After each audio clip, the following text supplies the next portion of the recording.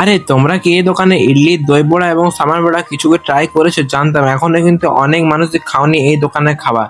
আমি কিন্তু আজ সন্ধ্যে নাগাদ চলে এসেছিলাম এই দোকানের মধ্যে। এখানে কিন্তু নিরামিষ বিভিন্ন ইডলি, তাছাড়াও কিন্তু সামার বড়া, তাছাড়াও কিন্তু এখানের মধ্যে তোমরা আসলে কিন্তু ধোসা সমস্ত কিছুই পেয়ে যাবে। তাছাড়াও কিন্তু এখানের মধ্যে নিরামিষ মাঞ্চুরিয়ানও কিন্তু পেয়েই যাবে। আমি কিন্তু এখান থেকে একটা ধোসা বলে দিলাম, যেটা কিন্তু সুন্দরভাবে তৈরি করা প্লেটে চলে এলো।